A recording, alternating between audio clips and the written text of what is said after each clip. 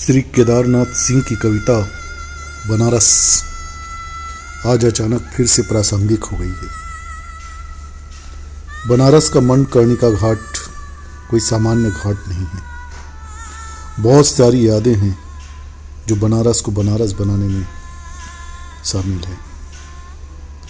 इस शहर में बसंत अचानक आता है और जब आता है तो मैंने देखा है लहर तारा या मड़वाडी की तरफ से उठता है धूल का एक बवंडर और इस महान पुराने शहर की जीप किरकिराने लगती है। जो है वह सुगबुगाता है, जो नहीं है वह फेंकने लगता है पचकियाँ। आदमी दशा में एक पर जाता है और पाता है घाट का आखिरी पत्थर कुछ और मुलायम हो गया है। सीढ़ियों पर बैठे बंदरों की आंखों में एक अजीब सी नमी है, एक अजीब सी चमक से भर उठा है। भिखारियों के कटोरों का निचाट खालीपन। तुमने कभी देखा है? हाँ, तुमने कभी देखा है खाली कटोरों में बसंत का उतरना?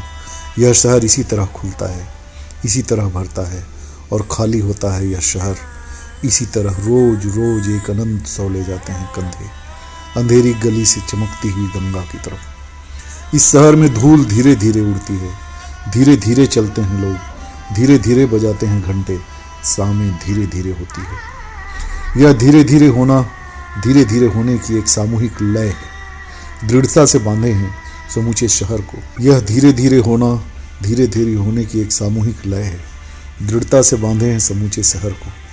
इस तरह की कुछ भी गिरता नहीं है, कि हिलता नहीं है कुछ भी, कि जो चीज़ जहाँ थी वहीं पर रखी है, कि गंगा वहीं है, वहीं पर बंधी है नाव, वहीं पर रखी हुई है तुलसीदास की खड़ाऊ सैकड़ों वर्षों से। कभी कई सांझ बिना किसी सूचना के घुस जाओ इस शहर में। कभी आरती की आलोक में इसे अचानक देखो। अद्भुत है इसकी बनावट। यह आधा जल में है, आधा मंत्र में, आधा फूल में, आधा सौ में, आधा नींद में, आधा शंख में। अगर ध्यान से देखो तो यह आधा है और आधा है ही नहीं। जो है वह खड़ा है बिना किसी स्तंभ के, जो नहीं है उसे थामे हैं राख और रोशनी के ऊंचे ऊंचे स्तंभ।